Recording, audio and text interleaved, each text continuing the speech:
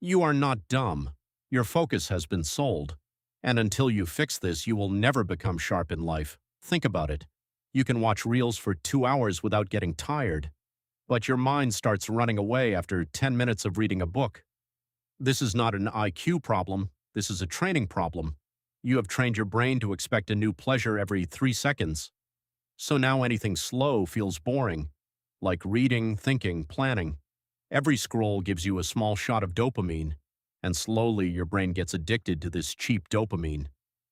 Then what happens? Deep thinking starts to feel hard. Your memory starts to feel weak.